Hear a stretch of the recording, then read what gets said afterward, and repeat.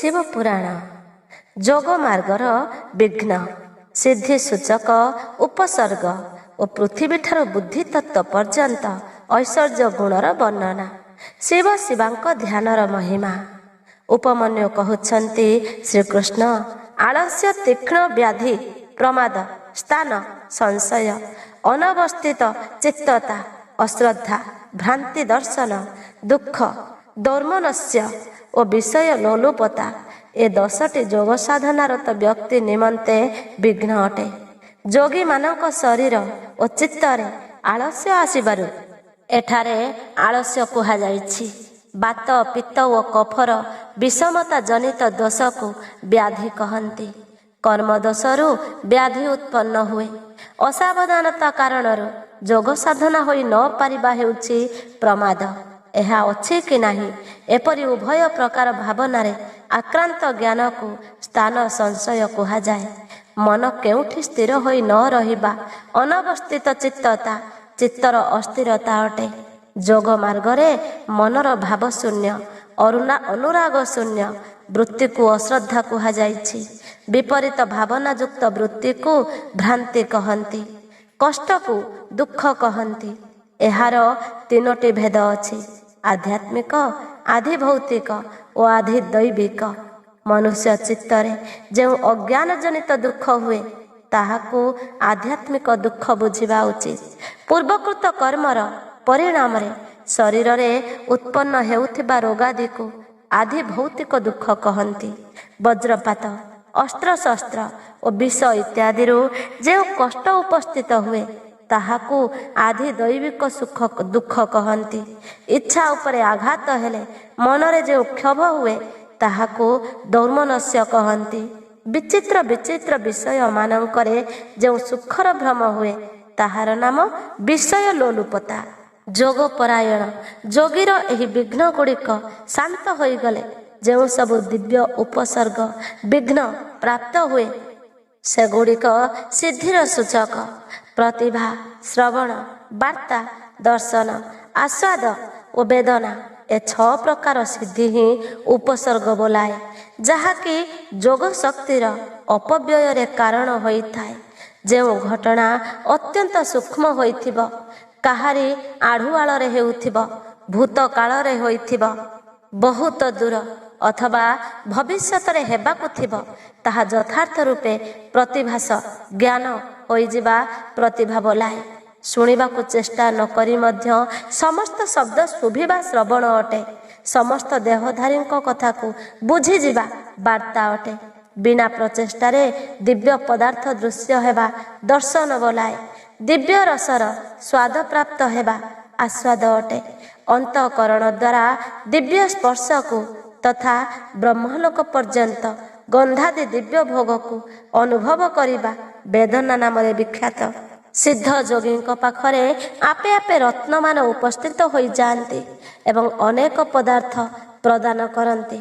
मुखरु इच्छानुरूप नाना प्रकार मधुर बाणी बाहरे सबु प्रकार रसायन और दिव्य औषधि मान सिद्ध हो जाए।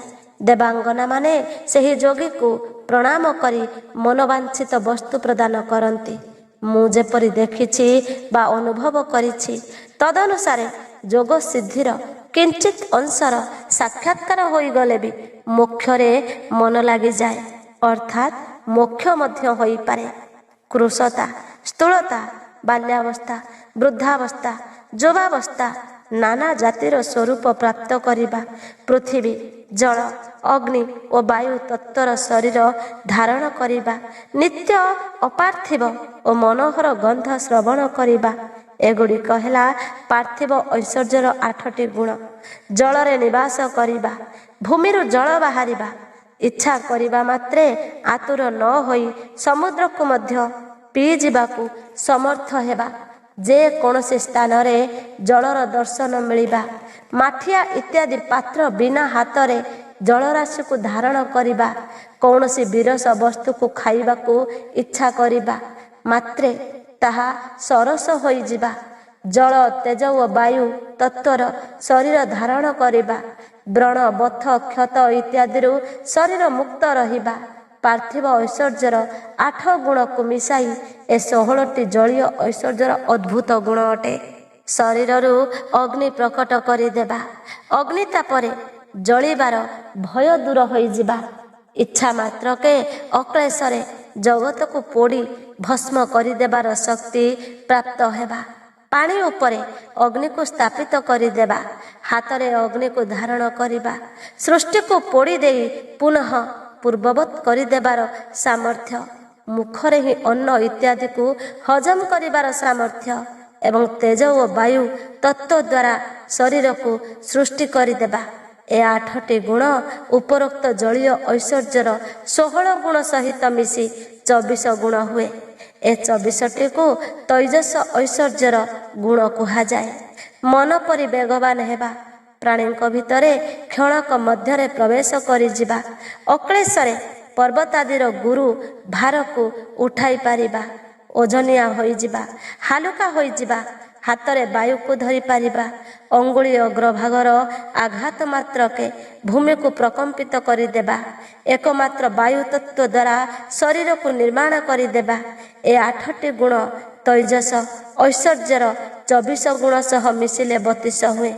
ବିଦ୍ୱାନମାନେ ଏଗୁଡ଼ିକୁ ବାୟବୀୟ ଐଶ୍ୱର୍ଯ୍ୟର 32ଟି ଗୁଣ ବୋଲି ସ୍ୱୀକାର କରିଛନ୍ତି। ଶରୀରର ଛାୟା ନ ପଡ଼ିବା, ଇନ୍ଦ୍ରିୟମାନେ ଅଦୃଶ୍ୟ ହୋଇଯିବା, ଆକାଶରେ ଇଚ୍ଛାନୁସାରେ ବିଚରଣ କରିବା, ଇନ୍ଦ୍ରିୟମାନଙ୍କର ସମସ୍ତ ବିଷୟର ସମନ୍ୱୟ ହେବା, ଆକାଶକୁ ଲଙ୍ଘିଯିବା, ନିଜ ଶରୀରରେ ତାହାକୁ ନିବେଶ କରିବା, ଆକାଶକୁ ପିଣ୍ଡ ପରି କଠିନ କରିଦେବା ଓ ନିରାକାର ହୋଇଯିବା। ଏ 8ଟି ଗୁଣ ଅଗ୍ନିର 32 ଗୁଣ ସହ ମିଶି 40 ହୁଏ। ଏଗୁଡ଼ିକ ହେଲା ବାୟୁ ସମ୍ବନ୍ଧୀୟ ଐଶ୍ୱର୍ଯ୍ୟର 40ଟି ଗୁଣ। ଏହା ହିଁ ସମସ୍ତ ଇନ୍ଦ୍ରିୟଙ୍କ ଐଶ୍ୱର୍ଯ୍ୟ। ଏହାକୁ ଐନ୍ଦ୍ର ଏବଂ ଆମ୍ବର ଆକାଶ ସମ୍ବନ୍ଧୀୟ ଐଶ୍ୱର୍ଯ୍ୟ ମଧ୍ୟ କହନ୍ତି। ଇଚ୍ଛାନୁସାରେ ସମସ୍ତ ବସ୍ତୁର ଉପଲବ୍ଧି, ଇଚ୍ଛାନୁସାରେ ସବୁ ସ୍ଥାନକୁ ଯାଇପାରିବା, ସମସ୍ତଙ୍କୁ ଅଭିଭୂତ କରିଦେବା, ସମସ୍ତ ଗୁହ୍ୟ ଅର୍ଥର ଦର୍ଶନ ଦେବା, କର୍ମର ଅନୁରୂପ ନିର୍ମାଣ କରିବା, ସମସ୍ତଙ୍କୁ ବଶୀଭୂତ କରିଦେବା, ସଦା ପ୍ରିୟ ବସ୍ତୁର ଦର୍ଶନ ମିଳିବା ଏବଂ ଗୋଟିଏ ସ୍ଥାନରେ ସମଗ୍ର ସଂସାର ଦୃଶ୍ୟମାନ ହେବା। ଏ 8ଟି ଗୁଣ ପୂର୍ବୋକ୍ତ 40 ଐଶ୍ୱର୍ଯ୍ୟ ଗୁଣ ସହ ମିଶି 48 ହୁଏ। ଚାନ୍ଦ୍ରମାସ ଐଶ୍ୱର୍ଯ୍ୟ ଏ 48 ଗୁଣରେ ଯୁକ୍ତ ଅଟେ। ଏହା ପୂର୍ବୋକ୍ତ ଐଶ୍ୱର୍ଯ୍ୟ ଠାରୁ ଅଧିକ ଗୁଣଯୁକ୍ତ। ଏହାକୁ ମାନସ ଐଶ୍ୱର୍ଯ୍ୟ ମଧ୍ୟ କହନ୍ତି। ଫୋଡ଼ିବା, ପିଟିବା, ବାନ୍ଧିବା, ଖୋଲିବା, ସଂସାରର ବଶରେ ଥିବା ପ୍ରାଣୀଙ୍କୁ ଗ୍ରହଣ କରିବା, ସମସ୍ତଙ୍କୁ ପ୍ରସନ୍ନ ରଖିବା, ମୃତ୍ୟୁକୁ ଜୟ କରିବା, କାଳ ଉପରେ ବିଜୟ ପାଇବା, ଏ ସମସ୍ତ ଅହଙ୍କାର ସମ୍ବନ୍ଧୀୟ ଐଶ୍ୱର୍ଯ୍ୟର ଅନ୍ତର୍ଗତ। ଆହଙ୍କାରିକ ଐଶ୍ୱର୍ଯ୍ୟକୁ ପ୍ରଜାପତ୍ୟ ମଧ୍ୟ କହନ୍ତି। ଚାନ୍ଦ୍ରମାସ ଐଶ୍ୱର୍ଯ୍ୟ ସହ ଏ 8 ଗୁଣ ମିଶି 56 ହୁଏ। ଏ 56ଟି ମହାନ ଆଭିମାନିକ ଐଶ୍ୱର୍ଯ୍ୟର ଗୁଣ ଅଟେ। ସଂକଳ୍ପ ମାତ୍ରକେ ସୃଷ୍ଟିର ରଚନା କରିବା, ପାଳନ କରିବା, ସଂହାର କରିବା, ସମସ୍ତଙ୍କ ଉପରେ ନିଜର ଅଧିକାର ସାବ୍ୟସ୍ତ କରିବା, ପ୍ରାଣୀଙ୍କ ଚିତ୍ତକୁ ପ୍ରେରିତ କରିବା, ସମସ୍ତଙ୍କ ଠାରୁ ଅନୁପମ ହେବା, ଏ ଜଗତରୁ ଭିନ୍ନ ନୂତନ ଜଗତ ସୃଷ୍ଟି କରିଦେବା ଏବଂ ଶୁଭକୁ ଅଶୁଭ ତଥା ଅଶୁଭକୁ ଶୁଭ କରିଦେବା, ଏଗୁଡ଼ିକ ହେଲା ବୌଦ୍ଧ ଐଶ୍ୱର୍ଯ୍ୟ। ପ୍ରାଜାପତ୍ୟ ଐଶ୍ୱର୍ଯ୍ୟର ଗୁଣକୁ ମିଶାଇଲେ ଏହାର 64 ଗୁଣ ହୁଏ। ଉକ୍ତ ବୌଦ୍ଧ ଐଶ୍ୱର୍ଯ୍ୟକୁ ବାହ୍ୟ ଐଶ୍ୱର୍ଯ୍ୟ ମଧ୍ୟ କହନ୍ତି। ଏହାଠାରୁ ଉତ୍କୃଷ୍ଟ ହେଲା ଗୌଣ ଐଶ୍ୱର୍ଯ୍ୟ, ଯାହାକୁ ପ୍ରାକୃତ ମଧ୍ୟ କହନ୍ତି। ତାହାରି ନାମ ବୈଷ୍ଣବ ଐଶ୍ୱର୍ଯ୍ୟ। ତ୍ରିଲୋକର ପାଳନ ତାହାରି ଅନ୍ତର୍ଗତ। ସେ ସମସ୍ତ ବୈଷ୍ଣବ ପଦ ବିଷୟରେ ନା ବ୍ରହ୍ମା କହିପାରିବେ, ନା ଆଉ କେହି ତାହାର ପୂର୍ଣ୍ଣ ଐଶ୍ୱର୍ଯ୍ୟକୁ ବର୍ଣ୍ଣନା କରିପାରିବେ। ତାହାକୁ ପୌରୁଷ ପଦ ମଧ୍ୟ କହନ୍ତି। ଗୌଣ ଓ ପୌରୁଷ ପଦରୁ ଉତ୍କୃଷ୍ଟ ହେଉଛି ଗଣପତି ପଦ। ତାହାକୁ ଈଶ୍ୱର ପଦ ମଧ୍ୟ କହନ୍ତି। ସେହି ପଦ ବିଷୟରେ କିଞ୍ଚିତ ଜ୍ଞାନ ବିଷ୍ଣୁଙ୍କର ରହିଛି, ଅନ୍ୟମାନେ ତାହାକୁ ଜାଣିପାରନ୍ତି ନାହିଁ। ଏ ସମସ୍ତ ବିଜ୍ଞାନ ସିଦ୍ଧି ଔପସର୍ଗିକ ଅଟେ। ଏଗୁଡ଼ିକୁ ପରମ ବୈରାଗ୍ୟ ଦ୍ୱାରା ପ୍ରଯତ୍ନ ପୂର୍ବକ ଅଟକାଇବା ଉଚିତ। ଉପରୋକ୍ତ ଅଶୁଦ୍ଧ ପ୍ରାତିଭାଷିକ ଗୁଣରେ ଯାହାର ଚିତ୍ତ ଆସକ୍ତ ତାହାର ସମସ୍ତ କାମନା ପୂରଣକାରୀ ନିର୍ଭୟ ପରମ ଐଶ୍ୱର୍ଯ୍ୟ ସିଦ୍ଧ ହୁଏ ନାହିଁ। ତେଣୁ ଦେବତା, ଅସୁର ଓ ରାଜାଙ୍କର ଗୁଣ ଓ ଭୋଗକୁ ଯେ ତୃଣ ପରି ତୁଚ୍ଛ ମଣି ତ୍ୟାଗ କରିଦିଅନ୍ତି ତାଙ୍କୁ ହିଁ ଉତ୍କୃଷ୍ଟ ଯୋଗସିଦ୍ଧି ପ୍ରାପ୍ତ ହୁଏ। ଅଥବା ଜଗତ ଉପରେ ଅନୁଗ୍ରହ କରିବାକୁ ଇଚ୍ଛା ଥିଲେ ସେହି ଯୋଗସିଦ୍ଧ ମୁନି ଇଚ୍ଛାନୁସାରେ ବିଚରଣ କରିପାରିବେ। ସେ ଜୀବନ କାଳରେ ଗୁଣ ଓ ଭୋଗମାନ ଉପଭୋଗ କରି ଶେଷରେ ମୋକ୍ଷ ଲାଭ କରିବେ। ଏବେ ମୁଁ ଯୋଗ ପ୍ରୟୋଗ ବିଷୟରେ ବର୍ଣ୍ଣନା କରୁଛି। ଏକାଗ୍ରଚିତ୍ତ ହୋଇ ଶୁଣ। ଶୁଭ କାଳରେ, ଶୁଭ ଦେଶରେ, ଶିବ କ୍ଷେତ୍ରରେ, ଏକାନ୍ତ, ଜୀବଜନ୍ତୁ ଶୂନ୍ୟ, କୋଳାହଳ ଶୂନ୍ୟ ଏବଂ ବାଧାବିଘ୍ନ ଶୂନ୍ୟ ସ୍ଥାନରେ ଭୂମିକୁ ଲିପାପୋଛା କରି ସ୍ଥାନଟିକୁ ଗନ୍ଧ ଓ ଧୂପାଦିରେ ସୁବାସିତ କରି ସେଠାରେ ଫୁଲ ବିଛାଇ ଦେବେ ଏବଂ ଚାନ୍ଦୁଆ ବାନ୍ଧି ସୁନ୍ଦର ରୂପେ ସଜାଇ ଦେବେ। ସେଠାରେ କୁଶ, ପୁଷ୍ପ, ସମିଧ, ଜଳ ଓ ଫଳମୂଳର ସୁବିଧା ଥିବା ଆବଶ୍ୟକ। ଏଭଳି ସ୍ଥାନରେ ଯୋଗ ଅଭ୍ୟାସ କରିବେ। ଅଗ୍ନି ସମୀପରେ, ଜଳ ସମୀପରେ ଓ ଶୁଖିଲା ପତ୍ର ଗଦା ନିକଟରେ ଯୋଗାଭ୍ୟାସ କରିବା ଅନୁଚିତ। ଯେଉଁଠି ମଶା, ଡାଁସ, ସାପ ଓ ହିଂସ୍ର ଜନ୍ତୁଙ୍କର ପ୍ରାବଲ୍ୟ ଥିବ, ଦୁଷ୍ଟ ପଶୁ ନିବାସ କରୁଥିବେ, ଭୟର ସମ୍ଭାବନା ଥିବ ଏବଂ ଯେଉଁ ସ୍ଥାନରେ ଦୁଷ୍ଟଜନ ରହୁଥିବେ ସେଠାରେ ଯୋଗାଭ୍ୟାସ କରିବା ଅନୁଚିତ। ଶ୍ମଶାନରେ, ଚୈତ୍ୟବୃକ୍ଷ ତଳେ, ଉଇହୁଙ୍କା ନିକଟରେ, ଜୀର୍ଣ୍ଣ ଶୀର୍ଣ୍ଣ ଘରେ, ଜଳସ୍ଥାନରେ, ନଦ ନଦୀ ଓ ସମୁଦ୍ରର କୂଳରେ, ଗଳି ବା ସଡ଼କର ମଝିରେ, ବିଧ୍ୱସ୍ତ ଉଦ୍ୟାନରେ, ଗୋଷ୍ଠ ଇତ୍ୟାଦିରେ, ଅନିଷ୍ଟକାରୀ ଓ ନିନ୍ଦିତ ସ୍ଥାନରେ ମଧ୍ୟ ଯୋଗାଭ୍ୟାସ କରିବା ଅନୁଚିତ। ଆହୁରି ମଧ୍ୟ ଶରୀରରେ ଅଜୀର୍ଣ୍ଣତା ଇତ୍ୟାଦି କ୍ଲେଶ ଥିଲେ, ଖଟା ଢକାର ଆସୁଥିଲେ, ମଳମୂତ୍ରରେ ଶରୀର ଦୂଷିତ ହୋଇଥିଲେ, ସର୍ଦ୍ଦି ବା ଅତିସାର ରୋଗର ପ୍ରକୋପ ହୋଇଥିଲେ, ଅଧିକ ଭୋଜନ କରିଥିଲେ ବା ଅଧିକ ପରିଶ୍ରମରେ ଦେହ ଥକି ଯାଇଥିଲେ, ଅତ୍ୟନ୍ତ ଚିନ୍ତାରେ ବ୍ୟାକୁଳ ହେଉଥିଲେ, ଅଧିକ କ୍ଷୁଧା ତୃଷା କଷ୍ଟ ଦେଉଥିଲେ କିମ୍ବା ନିଜ ଗୁରୁଜନଙ୍କ କାର୍ଯ୍ୟରେ ବ୍ୟାପୃତ ଥିଲେ, ମନୁଷ୍ୟ ଯୋଗାଭ୍ୟାସ କରିବା ଉଚିତ ନୁହେଁ। ଯାହାର ଆହାର ବିହାର ସଂଯତ ଓ ପରିମିତ, ଯେ କର୍ମରେ ଯଥୋଚିତ ଚେଷ୍ଟା କରେ, ଉଚିତ ସମୟରେ ଶୁଏ, ଉଚିତ ସମୟରେ ଉଠେ ଏବଂ ସର୍ବଥା ଆୟାସ ରହିତ, ସେ ହିଁ ଯୋଗାଭ୍ୟାସରେ ତତ୍ପର ହେବା ଉଚିତ। ବସିବା ପାଇଁ ଆସନ କୋମଳ, ସୁନ୍ଦର, ବିସ୍ତୃତ, ଚାରିପଟରୁ ସମାନ ଓ ପବିତ୍ର ହୋଇଥିବା ଉଚିତ। ପଦ୍ମାସନ ଓ ସ୍ୱସ୍ତିକାସନ ଇତ୍ୟାଦି ନାନା ଯୌଗିକ ଆସନରେ ମଧ୍ୟ ଅଭ୍ୟସ୍ତ ହେବା ଉଚିତ।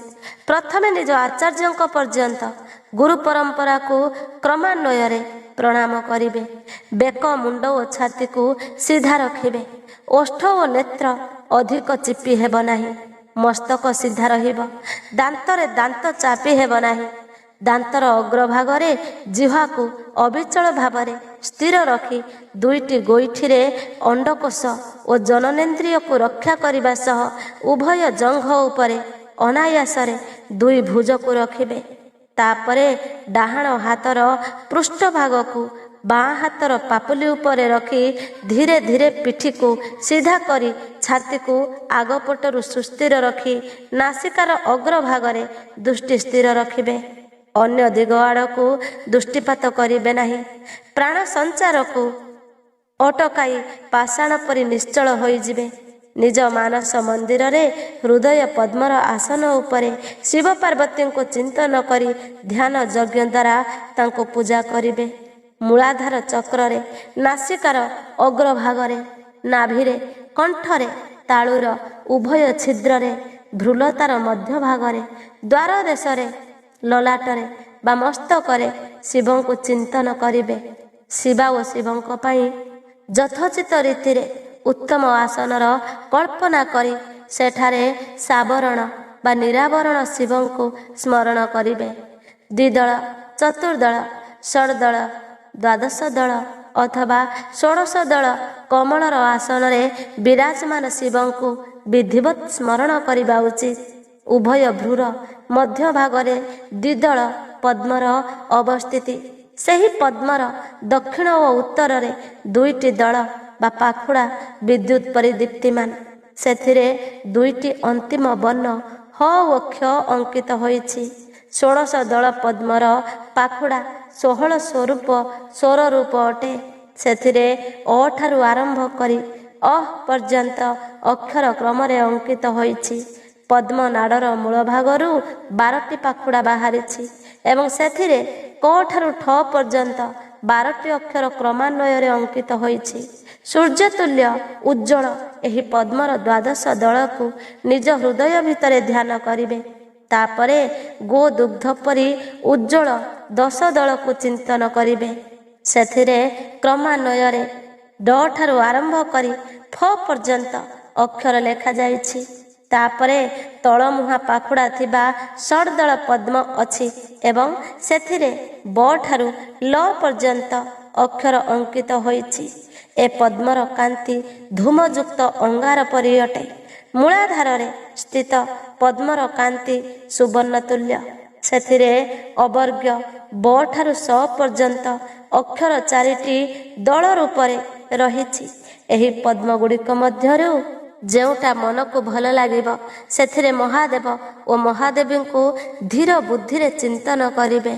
ତାଙ୍କୁ ଅଙ୍ଗୁଷ୍ଠ ମାତ୍ର ସ୍ୱରୂପରେ ଦେଖି ନିର୍ମଳ ତଥା ଦୀପ୍ତିମାନ ବୋଲି ଚିନ୍ତନ କରିବେ ଅଥବା ଭାବିବେ ଯେ ସେ ଶୁଦ୍ଧ ଦୀପଶିଖା ଆକାରର ଓ ନିଜ ଶକ୍ତିରେ ପୂର୍ଣ୍ଣତ ମଣ୍ଡିତ ଅଥବା ତାଙ୍କର ରୂପ ଚନ୍ଦ୍ରକଳା ବା ତାରା ପରି ଅଥବା ସେ ନିବାରର କାଠି ବା ପଦ୍ମନାଳରୁ ବାହାରୁଥିବା ସୂତ୍ର ପରି କଦମ୍ବର ଗୋଲକ ବା କାକର ବିନ୍ଦୁ ପରି ମଧ୍ୟ ସେହି ରୂପର ଉପମା ଦିଆଯାଇପାରେ। ସେହି ରୂପ ପୃଥିବୀ ଆଦି ପଞ୍ଚତତ୍ତ୍ୱ ଉପରେ ବିଜୟୀ। ଧ୍ୟାନ କରୁଥିବା ବ୍ୟକ୍ତି ଯେଉଁ ତତ୍ତ୍ୱ ଉପରେ ବିଜୟ ପାଇବାକୁ ଇଚ୍ଛା କରନ୍ତି ସେହି ତତ୍ତ୍ୱର ଅଧିପତିଙ୍କ ସ୍ଥୂଳ ମୂର୍ତ୍ତିକୁ ଚିନ୍ତନ କରିବେ। ବ୍ରହ୍ମାଙ୍କ ଠାରୁ ଆରମ୍ଭ କରି ସଦାଶିବଙ୍କ ପର୍ଯ୍ୟନ୍ତ ସମସ୍ତ ମୂର୍ତ୍ତିଙ୍କୁ ଏବଂ ଭବ ଇତ୍ୟାଦି ଅଷ୍ଟମୂର୍ତ୍ତିଙ୍କୁ ହିଁ ଶିବଶାସ୍ତ୍ରରେ ଶିବଙ୍କ ସ୍ଥୂଳ ମୂର୍ତ୍ତି ରୂପେ ନିର୍ଣ୍ଣୀତ କରାଯାଇଛି। ମୁନୀଶ୍ୱରମାନେ ତାଙ୍କୁ ଘୋର ଶାନ୍ତ ଓ ମିଶ୍ର ଏପରି 3 ପ୍ରକାର ବ୍ୟକ୍ତ କରିଛନ୍ତି। ଫଳ ଆଶା ନ କରୁଥିବା ଧ୍ୟାନ କୁଶଳ ଲୋକେ ଏହାଙ୍କୁ ଚିନ୍ତନ କରିବା ଉଚିତ। ଯଦି ଘୋର ମୂର୍ତ୍ତିର ଚିନ୍ତନ କରାଯାଏ ତେବେ ସେ ଶୀଘ୍ର ପାପ ଓ ରୋଗ ନାଶ କରିଥାନ୍ତି। ମିଶ୍ର ମୂର୍ତ୍ତିରେ ଶିବଙ୍କୁ ଚିନ୍ତନ କଲେ ଦୀର୍ଘ କାଳରେ ସିଦ୍ଧି ପ୍ରାପ୍ତି ହୁଏ। ସୌମ୍ୟ ମୂର୍ତ୍ତିରେ ଶିବଙ୍କୁ ଧ୍ୟାନ କଲେ ସିଦ୍ଧି ପ୍ରାପ୍ତି ହେବାରେ ଅଧିକ ବିଳମ୍ବ ହୁଏ ନାହିଁ କି ଅଧିକ ଶୀଘ୍ର ହୁଏ ନାହିଁ।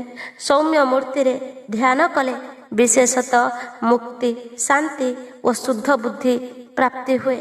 କ୍ରମାନୁସାରେ ସମସ୍ତ ସିଦ୍ଧି ଯେ ପ୍ରାପ୍ତ ହୋଇଯାଏ ଏଥିରେ ସଂଶୟ ନାହିଁ।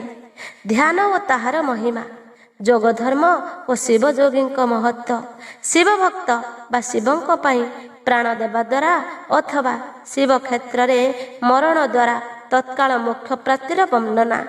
ଉପମନ୍ୟୁ କହୁଛନ୍ତି ଶ୍ରୀକୃଷ୍ଣ ଶ୍ରୀକଣ୍ଠନାଥଙ୍କୁ ସ୍ମରଣ କରୁଥିବା ଲୋକଙ୍କର ସମସ୍ତ ମନୋରଥ ଅଚିରେ ପୂରଣ ହୋଇଯାଏ ବୋଲି ଜାଣି କେତେକ ଯୋଗୀ ତାଙ୍କୁ ଧ୍ୟାନ କରିଥାନ୍ତି।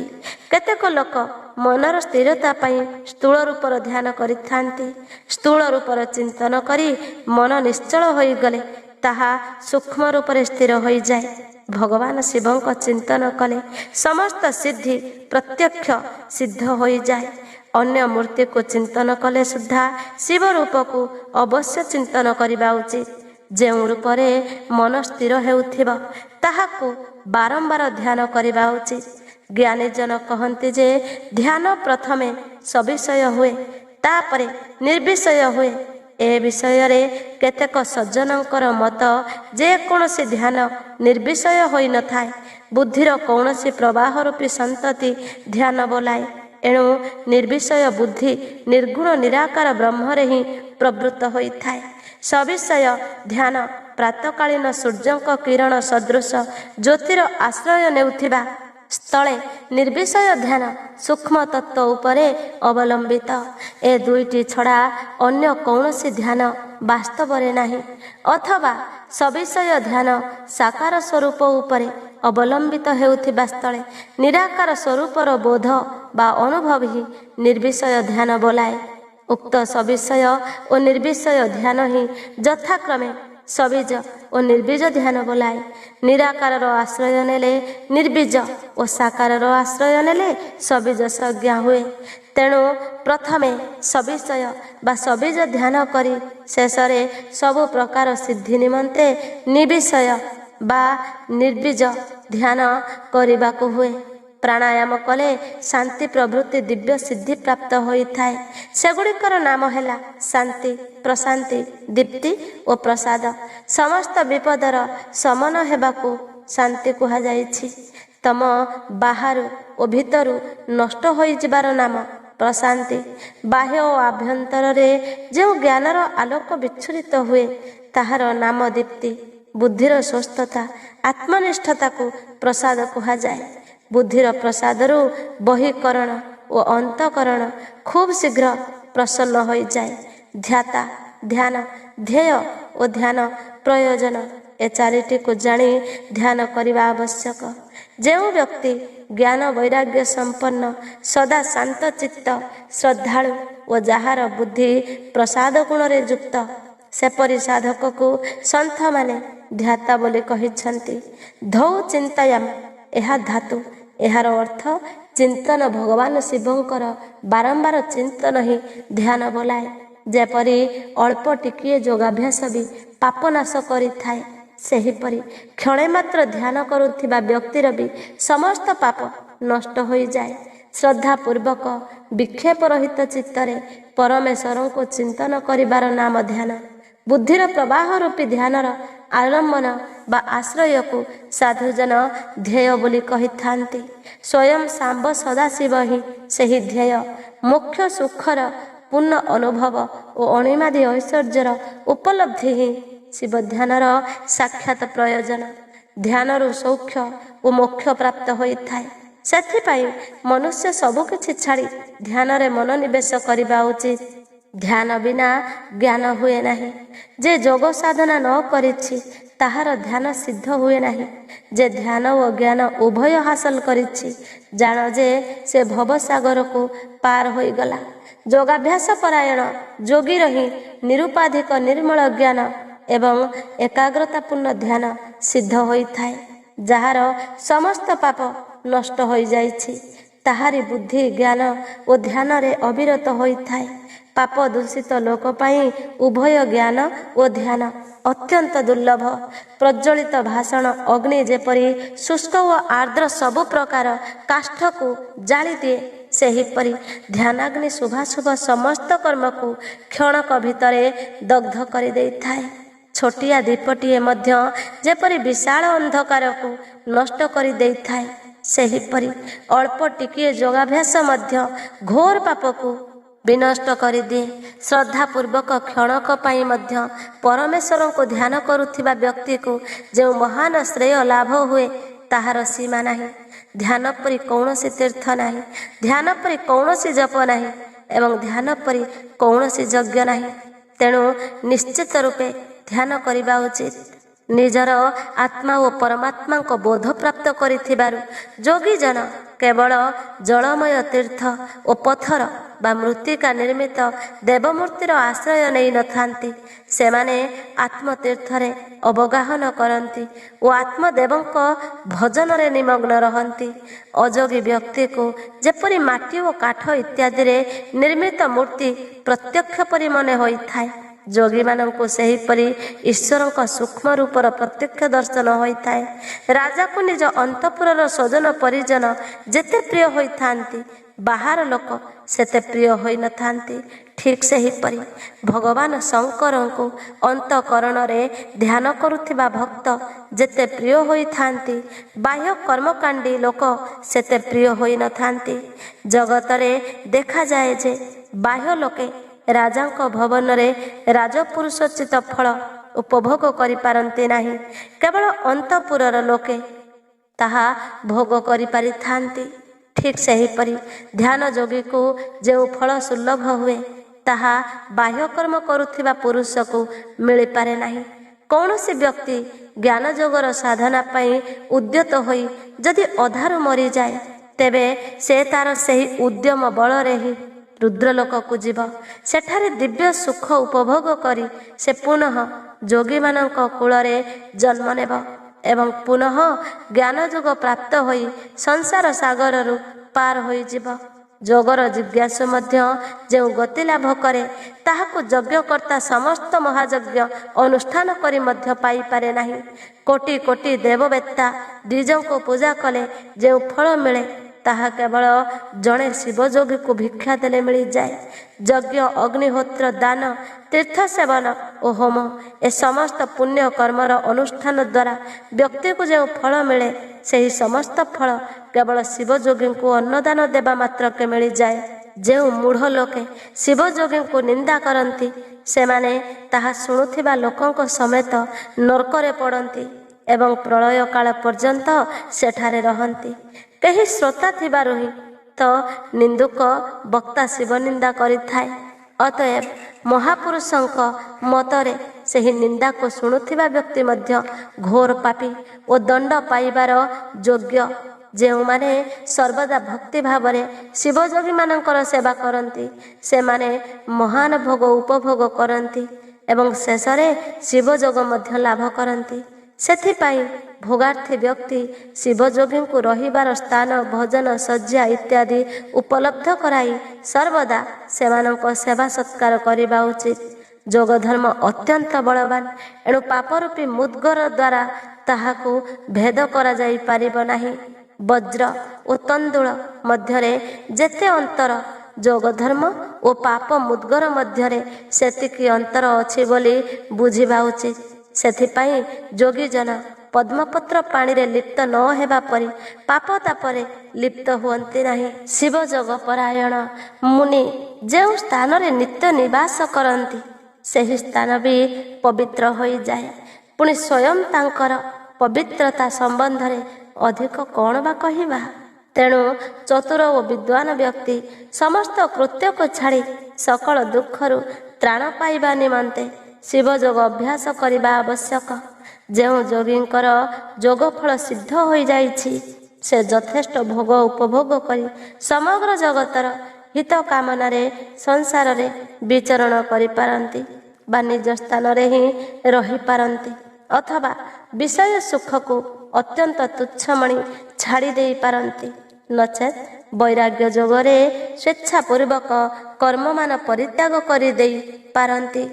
ଯେଉଁ ବ୍ୟକ୍ତି ଅନେକ ଅରିଷ୍ଟ ଦେଖି ନିଜ ମୃତ୍ୟୁକୁ ସମୀପବର୍ତ୍ତୀ ଅନୁଭବ କରେ ସେ ଯୋଗାନୁଷ୍ଠାନରେ ସଂଲଗ୍ନ ହୋଇ ଶିବକ୍ଷେତ୍ରରେ ଆଶ୍ରୟ ନେବା ଉଚିତ। ଯଦି ଧୀର ଚିତ୍ତ ହୋଇ ସେ ସେଠାରେ ନିବାସ କରିବ ତେବେ ରୋଗାଦି ବିନା ମଧ୍ୟ ସ୍ୱୟଂ ପ୍ରାଣ ପରିତ୍ୟାଗ କରିପାରିବ।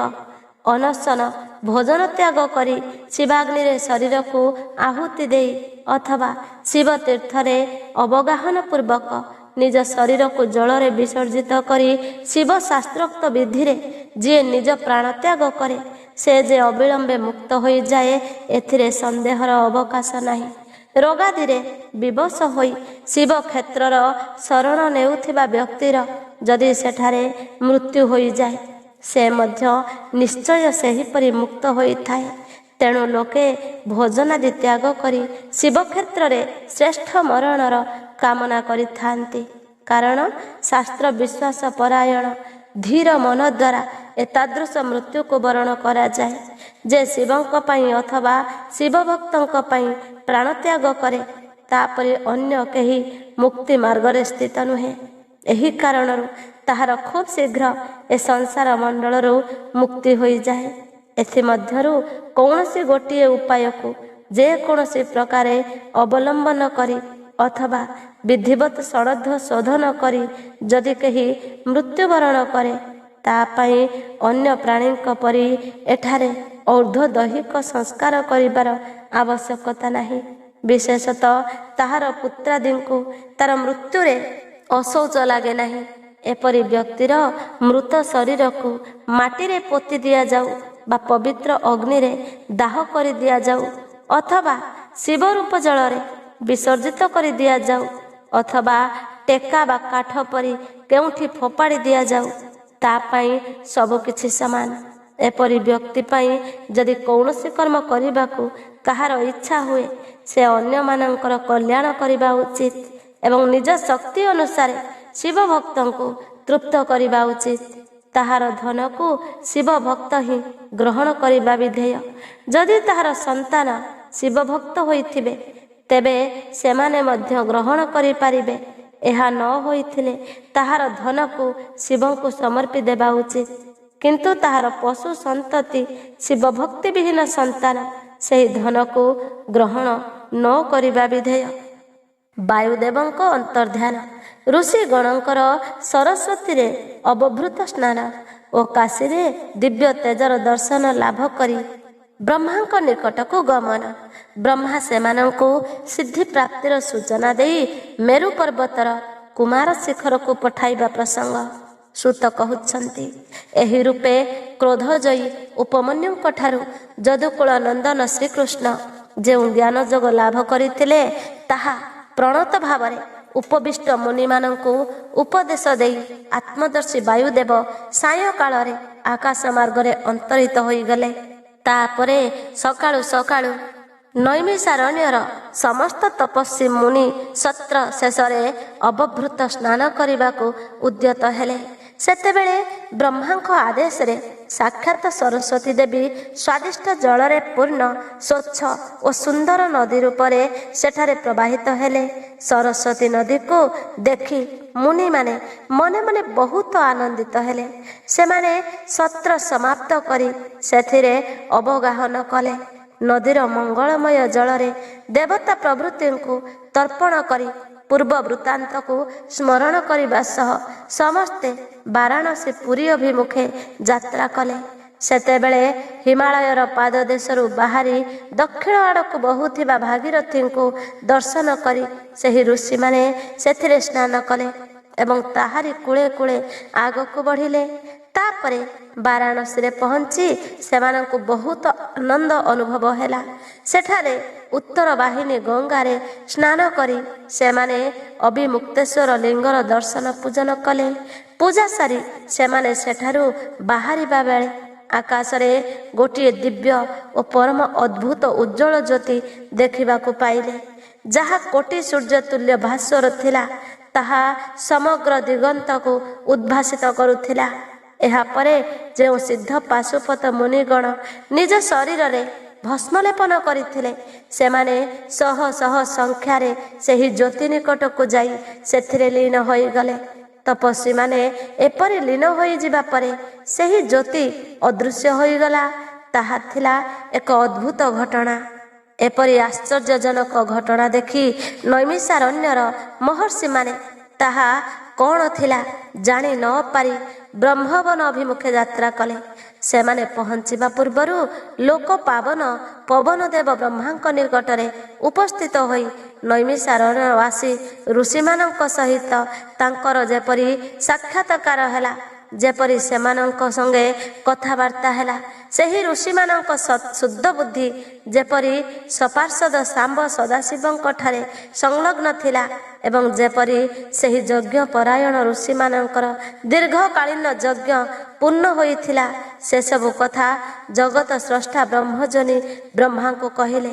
ତାପରେ ସେ ତାଙ୍କଠାରୁ ଆଜ୍ଞା ନେଇ ନିଜ କାର୍ଯ୍ୟରେ ବାହାରିଗଲେ।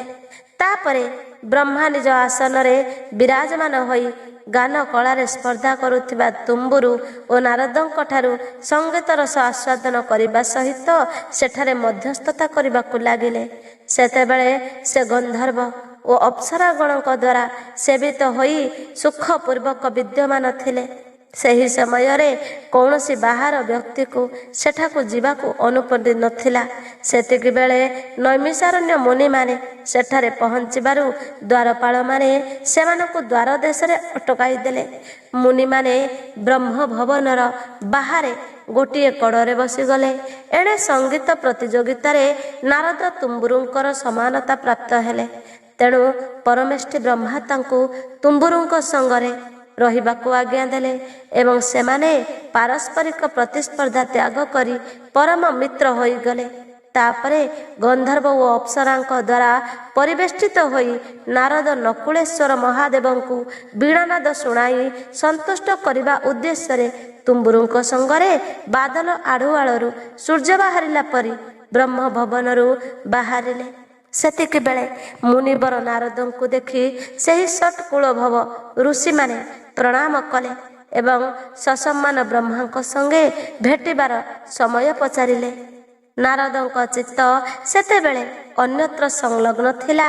ସେ ବ୍ୟସ୍ତ ଥିଲେ, ତେଣୁ ସେ କହିଦେଲେ, ଏହା ହିଁ ସମୟ, ଆପଣମାନେ ଭିତରକୁ ଯାଆନ୍ତୁ। ଏତିକି ବେଳେ କହିଦେଇ ସେ ଚାଲିଗଲେ। ତାପରେ ଦ୍ୱାରପାଳମାନେ ବ୍ରହ୍ମାଙ୍କୁ ଋଷିମାନଙ୍କ ଆଗମନର ସୂଚନା ଦେଲେ। ତାଙ୍କ ଆଜ୍ଞା ପାଇ ସେମାନେ ଏକ ସଙ୍ଗରେ ବ୍ରହ୍ମାଙ୍କ ଭବନରେ ପ୍ରବେଶ କଲେ। ଭିତରକୁ ଯାଇ ସେମାନେ ଦୂରରୁ ହିଁ ଭୂମିଷ୍ଠ ଦଣ୍ଡବତ ପ୍ରଣାମ କଲେ। ତାପରେ ଆଦେଶ ପାଇ ସେମାନେ ତାଙ୍କ ସମୀପକୁ ଗଲେ ଏବଂ ତାଙ୍କୁ ଘେରି ବସିଗଲେ। ସେମାନଙ୍କୁ କମଳାସନ ବ୍ରହ୍ମା କୁଶଳ ବାର୍ତ୍ତା ପଚାରିଲେ ଏବଂ କହିଲେ, ମୋତେ ତୁମମାନଙ୍କର ସବୁ କଥା ଜଣା।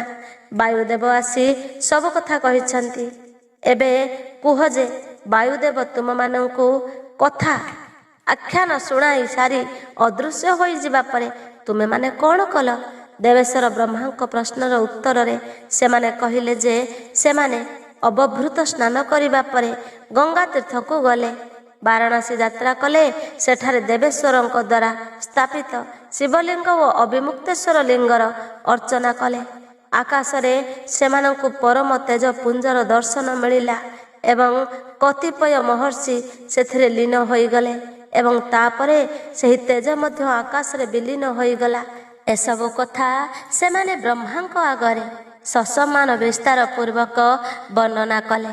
ତା ଛଡ଼ା ସେମାନେ ଏହା ମଧ୍ୟ କହିଲେ, ଆମେ ନିଜ ମନ ମଧ୍ୟରେ ବହୁତ ପ୍ରକାର ବିଚାର କରି ସୁଦ୍ଧା ସେହି ତେଜ ବିଷୟରେ କିଛି ଜାଣିପାରିଲୁ ନାହିଁ। ମୁନିମାନଙ୍କ କଥା ଶୁଣି ବିଶ୍ୱସ୍ରଷ୍ଟା ଚତୁର୍ମୁଖ ବ୍ରହ୍ମା ଟିକିଏ ମୁଣ୍ଡ ହଲାଇ ଗମ୍ଭୀର ବାଣୀରେ କହିଲେ, ମହର୍ଷିଗଣ, ତୁମମାନଙ୍କୁ ପରମୋତ୍ତମ ପାରଲୌକିକ ସିଦ୍ଧି ପ୍ରାପ୍ତି ହେବାର ସମୟ ନିକଟ ହୋଇ ଆସିଲାଣି।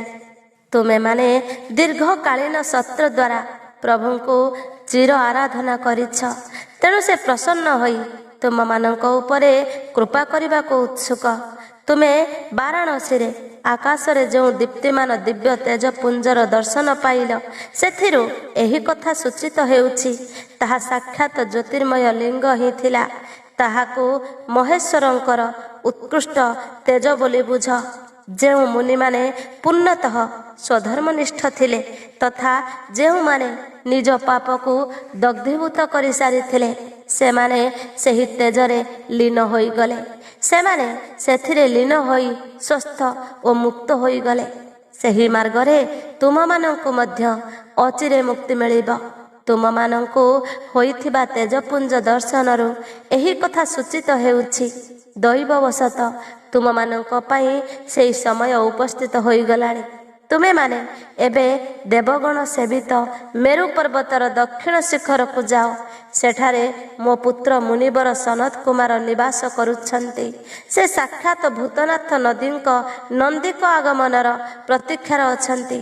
ପୂର୍ବକାଳର କଥା, ଏକଦା ସନତ କୁମାର ଅଜ୍ଞାନବଶତଃ ନିଜକୁ ସମସ୍ତ ଯୋଗୀଙ୍କ ମଧ୍ୟରେ ଶ୍ରେଷ୍ଠ ବୋଲି ମାନି ନେଇଥିଲେ। ସେଥିପାଇଁ ସେ ଦୁର୍ବିନୀତ ହୋଇଯାଇଥିଲେ। ଏଣୁ ସେ ପରମେଶ୍ୱର ଶିବଙ୍କୁ ସମ୍ମୁଖରେ ଦେଖି ସୁଦ୍ଧା ତାଙ୍କୁ ଯଥୋଚିତ ସତ୍କାର କଲେ ନାହିଁ। ସେ ନିଜ ସ୍ଥାନରେ ନିର୍ଭୟରେ ବସି ରହିଲେ। ତାଙ୍କର ଏହି ଅପରାଧର ନନ୍ଦୀ କୁପିତ ହୋଇ ତାଙ୍କୁ ବହୁତ ବଡ଼ ଓଟ କରିଦେଲେ। ଏକଥା ଜାଣି ମୋତେ ବହୁତ ଦୁଃଖ ହେଲା। ମୁଁ ଦୀର୍ଘକାଳ ପର୍ଯ୍ୟନ୍ତ ମହାଦେବ ଓ ମହାଦେବୀଙ୍କ ଉପାସନା କରିବା ସହ ନନ୍ଦୀଙ୍କୁ ମଧ୍ୟ ବହୁତ ଅନୁନୟ ବିନୟ କଲି। ଏହି ରୂପେ ବହୁ ଚେଷ୍ଟା କରି ମୁଁ କୌଣସି ପ୍ରକାରେ ତାଙ୍କୁ ଓଟ ଯୋନିରୁ ମୁକ୍ତ କଲି। ତାଙ୍କୁ ପୁନଃ ପୂର୍ବବତ୍ ସନତ କୁମାର ରୂପ ମିଳିଲା। ସେତେବେଳେ ମହାଦେବ ସ୍ମିତହାସ୍ୟ ପୂର୍ବକ ତାଙ୍କ ଗଣାଧ୍ୟକ୍ଷ ନନ୍ଦୀଙ୍କୁ କହିଲେ, ଅନଘ ସନତ କୁମାର ମୁନି ମୋତେ ଅବହେଳନା କରି ନିଜର ଅହଙ୍କାର ପ୍ରକାଶ କରିଥିଲେ। ତେଣୁ ତୁମେ ତାଙ୍କୁ ମୋର ଯଥାର୍ଥ ସ୍ୱରୂପ ବିଷୟରେ ଉପଦେଶ ଦିଅ। ବ୍ରହ୍ମାଙ୍କ ଜ୍ୟେଷ୍ଠ ପୁତ୍ର ମୂଢ଼ ପରି ମୋତେ ସ୍ମରଣ କରୁଛନ୍ତି, ତେଣୁ ମୁଁ ତାଙ୍କୁ ତୁମର ଶିଷ୍ୟ ରୂପେ ପ୍ରଦାନ କରୁଛି। ତୁମଠାରୁ ଉପଦେଶ ପାଇ ସେ ମୋର ଶିବଜ୍ଞାନର ପ୍ରବର୍ତ୍ତକ ହେବେ ଏବଂ ସେ ହିଁ ତୁମକୁ ଧର୍ମାଧ୍ୟକ୍ଷ ପଦରେ ଅଭିଷିକ୍ତ କରିବେ। ମହାଦେବ ଏପରି କହିବାରୁ ସମସ୍ତ ଭୂତଗଣଙ୍କ ଅଧ୍ୟକ୍ଷ ନନ୍ଦୀ ସକାଳୁ ସକାଳୁ ନତମସ୍ତକ ହୋଇ ସ୍ୱାମୀଙ୍କ ଆଜ୍ଞାକୁ ଶିରଧାର୍ଯ୍ୟ କଲେ ଏବଂ ଏବେ ସନତ କୁମାର ମଧ୍ୟ ମୋ ଆଜ୍ଞାରେ ଗଣରାଜ ନନ୍ଦୀଙ୍କୁ ପ୍ରସନ୍ନ କରିବା ପାଇଁ ମେରୁ ପର୍ବତରେ ଦୁଷ୍କର ତପସ୍ୟା କରୁଛନ୍ତି। ଗଣାଧ୍ୟକ୍ଷ ନନ୍ଦୀଙ୍କ ସମାଗମ ପୂର୍ବରୁ ହିଁ ତୁମେମାନେ ସନତ କୁମାରଙ୍କ ସଙ୍ଗେ ଭେଟ କର, କାରଣ ତାଙ୍କ ଉପରେ କୃପା କରିବା ପାଇଁ ନନ୍ଦୀ ଶୀଘ୍ର ସେଠାକୁ ଆସିବେ। ବିଶ୍ୱଜନୀ ବ୍ରହ୍ମା ଏପରି ଆଦେଶ ଦେଇ ପଠାଇବାରୁ ମୁନିମାନେ ଅବିଳମ୍ବେ ମେରୁ ପର୍ବତର ଦକ୍ଷିଣବର୍ତ୍ତୀ କୁମାର ଶିଖର ଅଭିମୁଖେ ଯାତ୍ରା କଲେ। ମେରୁଗିରର ସ୍କନ୍ଦ ସରୋବର ତଟରେ ମୁନିମାନଙ୍କର ସନତ କୁମାରଙ୍କ ସଙ୍ଗେ ଭେଟ। ନନ୍ଦୀଙ୍କର ସେଠାକୁ ଆଗମନ ଓ ଦୃଷ୍ଟିପାତ ମାତ୍ରକେ ପାଶଛେଦନ ଏବଂ ଜ୍ଞାନ ଯୋଗର ଉପଦେଶ ଦେବା ପରେ ପ୍ରସ୍ଥାନ। ଶିବ ପୁରାଣର ମହିମା ଏବଂ ଗ୍ରନ୍ଥର ଉପସଂହାର। ସୂତ କହୁଛନ୍ତି, ମେରୁ ପର୍ବତ ଉପରେ ସମୁଦ୍ର ପରି ଗୋଟିଏ ବିଶାଳ ସରୋବର ଅଛି, ଯାହାର ନାମ ସ୍କନ୍ଦସର ଅଟେ। ତାହାର ଜଳ ଅମୃତ ତୁଲ୍ୟ ସ୍ୱାଦିଷ୍ଟ, ଶୀତଳ, ସ୍ୱଚ୍ଛ, ଅଗାଧ ଓ ହାଲୁକା। ଚତୁର୍ଦିଗରେ ସ୍ଫଟିକମଣି ଶିଳାଖଣ୍ଡର ବେଷ୍ଟନୀ ମଧ୍ୟରେ ସେହି ସରୋବର ରହିଛି। ତାହାକୁ ଚାରିପଟରେ ଆଚ୍ଛାଦିତ କରି ରଖିଛନ୍ତି ସବୁ ଋତୁରେ ଫୁଲରେ ଲଦି ହୋଇ ରହୁଥିବା ବୃକ୍ଷ ପଙ୍କ୍ତି। ଶୈବାଳ, ଉତ୍ପଳ, କମଳ ଓ କୁମୁଦ ପୁଷ୍ପମାନ ସେଥିରେ ତାରାଗଣ ପରି ଶୋଭା ପାଉଥାନ୍ତି ଏବଂ ଲହରୀ ବାଦଲ ପରି ତରଙ୍ଗାୟିତ ହେଉଥାଏ, ଯାହା ଫଳରେ ଆକାଶ ପୃଥିବୀ ପୃଷ୍ଠକୁ ଓହ୍ଲାଇ ଆସିଥିବା ପରି ମନେ ହେଉଥାଏ। ସହଜରେ ସରୋବର ଭିତରକୁ ଯିବା ପାଇଁ ଓ ଉପରକୁ ଆସିବା ପାଇଁ ଅନେକ ଘାଟ ଓ ପାହାଚ ନିର୍ମିତ ହୋଇଥାଏ। ସେଠାକାର ଭୂମି ନୀଳବର୍ଣ୍ଣର ଶିଳାର ଆଚ୍ଛନ୍ନ। ଉକ୍ତ ସରୋବରଟି ଅଷ୍ଟ ଦିଗରୁ ଅତ୍ୟନ୍ତ ଶୋଭନୀୟ ଦୃଶ୍ୟ ହୁଏ। ଅନେକ ଲୋକ ସେଠାରେ ସ୍ନାନ କରିବାକୁ ଯାଆନ୍ତି ଏବଂ ସ୍ନାନ ସାରି ଫେରି ଆସନ୍ତି। ଅନେକ ଶ୍ଵେତ ଉପବୀତଧାରୀ, ଉଜ୍ଜଳ କୌପୀନଧାରୀ, ବଳକଳଧାରୀ, ଜଟାଧାରୀ ବା ଶିଖାଧାରୀ ଅଥବା ଲଣ୍ଡିତ ମସ୍ତକ ବୈରାଗ୍ୟ ବିମଳ ମୁନି କୁମାର ସେଠାରେ ସ୍ନାନ ସାରି ତ୍ରିପୁଣ୍ଡ ଧାରଣ କରି ସସ୍ମିତ ବଦନରେ ଫେରିଲା ବେଳେ କଳସରେ, କମଣ୍ଡଳରେ ଏବଂ ପଦ୍ମପତ୍ରରେ ନିଜ ପାଇଁ ବା ଅନ୍ୟମାନଙ୍କ ପାଇଁ ବିଶେଷତଃ ପୂଜା ଉଦ୍ଦେଶ୍ୟରେ ନିତ୍ୟ ସେଠାରୁ ଜଳ ଓ ଫୁଲ ନିଅନ୍ତି। ସେଠାରେ ଇଷ୍ଟ ଓ ଶିଷ୍ଟ ବ୍ୟକ୍ତିମାନେ ସ୍ନାନ କରିବାର ଦେଖାଯାଆନ୍ତି। ସରୋବର କୂଳରେ ଥିବା ଶିଳାଗୁଡ଼ିକ ଉପରେ ଉପରୋଗ ହୋଇଥିବା ତିଳ, ଅକ୍ଷତ, ଫୁଲ ଓ କୁଶ ଇତ୍ୟାଦି ଦୃଷ୍ଟିଗୋଚର ହେଉଥାଏ। ସ୍ଥାନେ ସ୍ଥାନେ ଅନେକ ପ୍ରକାର ପୁଷ୍ପ ବଳି ଇତ୍ୟାଦି ଦିଆହୁଏ। କେହି ସୂର୍ଯ୍ୟଙ୍କୁ ଅର୍ଘ୍ୟ ଦିଏ ତ ଆଉ କେହି ବେଦୀ ଉପରେ ବସି ପୂଜା ଇତ୍ୟାଦି କରେ। ଏପରି ମନୋହର ସରୋବରର ଉତ୍ତର ତଟରେ ଗୋଟିଏ କଳ୍ପବୃକ୍ଷ ତଳେ ହୀରକ ଶିଳାରେ ନିର୍ମିତ ବେଦୀ ଉପରେ କୋମଳ ମୃଗଚର୍ମ ବିଛାଇ ଶାଶ୍ୱତ ବାଳକ ରୂପଧାରୀ ସନତ କୁମାର ବସିଥିଲେ। ସେ ସେହି କ୍ଷଣି ନିଜ ଅବିଚଳ ସମାଧିରୁ ଉପରତ ହୋଇଥାନ୍ତି। ଅନେକ ମୁନି ଋଷି ତାଙ୍କ ସେବାରେ ଉପସ୍ଥିତ ଥାନ୍ତି ଏବଂ ଯୋଗୀଶ୍ୱରମାନେ ମଧ୍ୟ ତାଙ୍କୁ ପୂଜା କରୁଥାନ୍ତି। ଏତିକି ବେଳେ ନୈମିଷାରଣ୍ୟର ମୁନିମାନେ ସନତ କୁମାରଙ୍କୁ ଦର୍ଶନ କଲେ। ତାଙ୍କ ପାଦ ତଳେ ପ୍ରଣିପାତ କରି ନିକଟରେ ବସିଗଲେ। ସନତ କୁମାର ସେମାନଙ୍କ ଆଗମନର କାରଣ ପଚାରିଲେ। ଋଷିମାନେ ଉତ୍ତର ଦେବାକୁ ଆରମ୍ଭ କରିବା ମାତ୍ରେ ଆକାଶରେ ତୁମୁଳ ନାଦରେ ଦୁନ୍ଦୁଭିମାନ ବାଜି ଉଠିଲା। ସେତିକି ବେଳେ ଗୋଟିଏ ସୂର୍ଯ୍ୟ ପରି ତେଜସ୍ୱୀ ବିମାନ ଦୃଷ୍ଟିଗୋଚର ହେଲା, ଯାହା ଅସଂଖ୍ୟ ଗଣେଶ୍ୱରଙ୍କ ଦ୍ୱାରା ପରିବେଷ୍ଟିତ ଥିଲା। ସେଥିରେ ଅପ୍ସରାମାନେ ଓ ରୁଦ୍ରକନ୍ୟାମାନେ ମଧ୍ୟ ବିରାଜମାନ ଥିଲେ। ମୃଦଙ୍ଗ, ଢୋଲ ଓ ବୀଣାର ଧ୍ୱନି ନିନାଦିତ ହେଉଥିଲା। ଉକ୍ତ ବିମାନରେ ଚିତ୍ର ବିଚିତ୍ର ରତ୍ନ ଜଟିତ ଚାନ୍ଦୁଆ ଟଣା ହୋଇଥିଲା। ଏବଂ ମୋତିର ଝାଲର ତାହାର ଶୋଭାବର୍ଦ୍ଧନ କରୁଥିଲା। ଅନେକ ମୁନି ସିଦ୍ଧ ଗନ୍ଧର୍ବ ଯକ୍ଷ ଚାରଣ ଓ କିନ୍ନର ନୃତ୍ୟ ଗୀତ ଓ ବାଦ୍ୟନାଦ କରି ସେହି ବିମାନର ଚତୁଃପାର୍ଶ୍ୱରେ ବେଷ୍ଟିତ ହୋଇ ରହିଥିଲେ।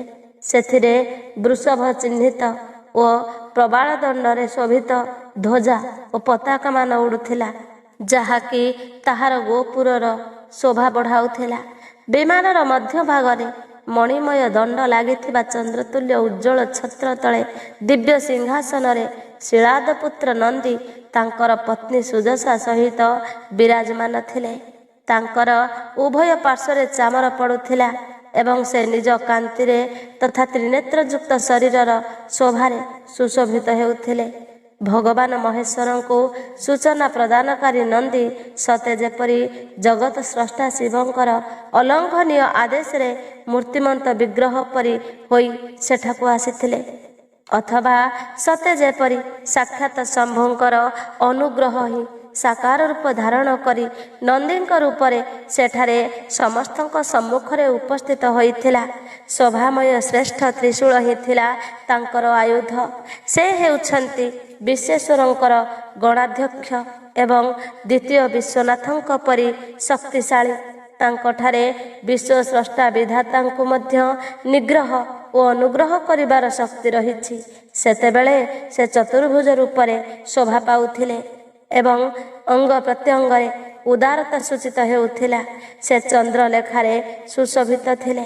କଣ୍ଠରେ ନାଗ ଓ ମସ୍ତକରେ ଚନ୍ଦ୍ରମା ତାଙ୍କର ଅଳଙ୍କାର ହୋଇଥିଲା। ସେ ସାକାର ଐଶ୍ୱର୍ଯ୍ୟ ଓ ସକ୍ରିୟ ସାମର୍ଥ୍ୟର ମୂର୍ତ୍ତିମନ୍ତ ବିଗ୍ରହ ପରି ଜଣାପଡ଼ୁଥିଲେ। ତାଙ୍କୁ ଦେଖିବା ମାତ୍ରେ ଋଷିଗଣଙ୍କ ସମେତ ବ୍ରହ୍ମାଙ୍କ ପୁତ୍ର ସନତ କୁମାରଙ୍କ ମୁଖ ପ୍ରସନ୍ନତାରେ ଉଲ୍ଲସିତ ହୋଇ ଉଠିଲା। ସେ ଦୁଇ କର ଯୋଡ଼ି ତାଙ୍କ ନିକଟରେ ଆତ୍ମସମର୍ପଣ କରିବା ପରି ଉଠି ଛିଡ଼ା ହୋଇଗଲେ। ଇତିମଧ୍ୟରେ ବିମାନଟି ଭୂମିରେ ଅବତରଣ କଲା। ସନତ କୁମାର ନନ୍ଦୀଦେବଙ୍କୁ ସାଷ୍ଟାଙ୍ଗ ପ୍ରଣାମ କରି ତାଙ୍କୁ ସ୍ତୁତି କଲେ ଏବଂ ମୁନିମାନଙ୍କର ପରିଚୟ ଦେଇ କହିଲେ, ଏମାନେ ହେଉଛନ୍ତି ଷଟ୍କୁଳଭବ ଋଷିଗଣ। ଏମାନେ ନୈମିଷାରଣ୍ୟରେ ଦୀର୍ଘ କାଳରୁ ସତ୍ର ଅନୁଷ୍ଠାନରେ ରତ ଥିଲେ। ବ୍ରହ୍ମାଙ୍କ ଆଦେଶରେ ଆପଣଙ୍କ ଦର୍ଶନ ନିମିତ୍ତ ଏମାନେ ପ୍ରଥମରୁ ଏଠାକୁ ଆସିଛନ୍ତି। ସନତ କୁମାରଙ୍କ ବାକ୍ୟ ଶୁଣି ନନ୍ଦୀ ଦୃଷ୍ଟିପାତ ମାତ୍ରକେ ସେମାନଙ୍କର ପାଶକୁ ତତ୍କ୍ଷଣାତ୍ କାଟିଦେଲେ ଏବଂ ସେମାନଙ୍କୁ ଐଶ୍ୱର୍ଯ୍ୟ ଶୈବ ଧର୍ମ ଏବଂ ଜ୍ଞାନ ଯୋଗର ଉପଦେଶ ଦେଇ ପୁନଃ ମହାଦେବଙ୍କ ସମୀପକୁ ଫେରିଗଲେ। ସନତ କୁମାର ସେହି ସମସ୍ତ ଜ୍ଞାନ ସାକ୍ଷାତ ମୋର ଗୁରୁ ବ୍ୟାସଙ୍କୁ ଦେଇଥିଲେ ଏବଂ ପୂଜନୀୟ ବ୍ୟାସ ମୋତେ ତାହା ସଂକ୍ଷେପରେ କହିଥିଲେ। ତ୍ରିପୁରାରୀ ଶିବଙ୍କର ଏହି ପୁରାଣ ରତ୍ନକୁ ବେଦ ଜାଣିନଥିବା ଲୋକଙ୍କୁ ଉପଦେଶ ଦେବା ଉଚିତ ନୁହେଁ। ଯେ ଭକ୍ତ କି ଶିଷ୍ୟ ନ ହୋଇଥିବ ତାହାକୁ ତଥା ନାସ୍ତିକମାନଙ୍କୁ ମଧ୍ୟ ଏ ଉପଦେଶ ଦେବା ଅନୁଚିତ। ଯଦି ମୋହବଶତଃ ଉକ୍ତ ଅନଧିକାରୀଙ୍କୁ ଏହି ପୁରାଣ ଉପଦେଶ ଦିଆଯାଏ, ଏହା ନର୍କ ପ୍ରଦାନ କରେ। ଯେଉଁ ଲୋକେ ସେବାନୁଗତ ମାର୍ଗରେ ଏ ପୁରାଣ ଉପଦେଶ ନିଅନ୍ତି, ପଢ଼ନ୍ତି ବା ଶୁଣନ୍ତି, ସେମାନଙ୍କୁ ଏହା ସୁଖ ତଥା ଧର୍ମାଦି ତ୍ରିବର୍ଗ ପ୍ରଦାନ କରେ ଏବଂ ପରିଶେଷରେ ନିଶ୍ଚିତ ରୂପେ ମୋକ୍ଷ ପ୍ରଦାନ କରେ। ଏହି ପୌରାଣିକ ମାର୍ଗର ସମ୍ବନ୍ଧ ହେତୁ ଆପଣମାନେ ଓ ମୁଁ ପରସ୍ପରର ଉପକାର କଲେ, ତେଣୁ ମୁଁ ସଫଳ ମନୋରଥ ହୋଇଗଲି। ଏବେ ମୁଁ ଯାଉଛି। ଆମ୍ଭମାନଙ୍କର ସଦା ସବୁ ପ୍ରକାରେ ମଙ୍ଗଳ ହେଉ।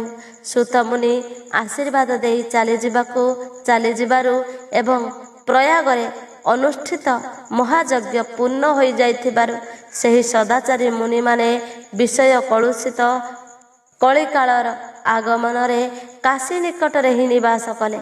ଏହାପରେ ପଶୁ ପାଶରୁ ବିମୁକ୍ତ ହେବା ଇଚ୍ଛାରେ ସେମାନେ ସମସ୍ତେ ପୂର୍ଣ୍ଣ ରୂପେ ପଶୁପତ ବ୍ରତର ଅନୁଷ୍ଠାନ କଲେ ଏବଂ ସମସ୍ତ ବୋଧ ଏବଂ ସମାଧି ଉପରେ ଅଧିକାର ହାସଲ କରି ସେହି ଅନିନ୍ଦ୍ୟ ମହର୍ଷିମାନେ ପରମାନନ୍ଦ ଲାଭ କଲେ।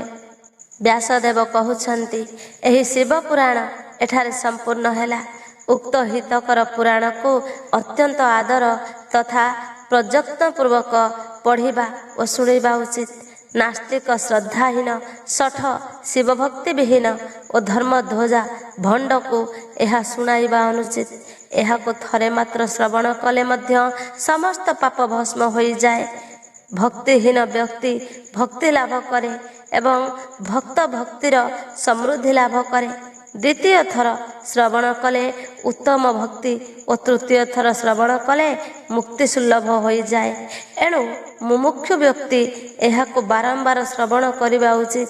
कौन से उत्तम फल लाभ करने को चाहिए शुद्ध बुद्धि रे उक्त पुराण को 5 बार आवृत्ति करने आवश्यक। एपरि कले मनुष्य निश्चित रूपे उल्लिखित फल लाभ करे। प्रदान प्राचीन कालर राजा ब्राह्मण और श्रेष्ठ वैश्य माने यहाकू 7 थर आवृत्ति करी शिवंकर साक्षात दर्शन लाभ करथिले। जो मनुष्य भक्ति परायण होई यहाकू श्रवण करिब से इह लोकरे समस्त भोग उपभोग करिबा सह परिशेष रे मोक्ष प्राप्ति करिब। उक्त श्रेष्ठ शिव पुराण भगवान शिवंकर अत्यंत प्रिय। यह वेद तुल्य अत्यंत माननीय भोग और मोक्ष प्रदायक तथा भक्तिवर्धक। माता पार्वती तांकर 2 पुत्र तथा प्रथम गणक गहन रे विराजित भगवान सदाशिव ही एही पुराणर वक्ता और श्रोतांकर सर्वदा कल्याण करंतु। वायव संगीता संपूर्ण। ओम नमः शिवाय।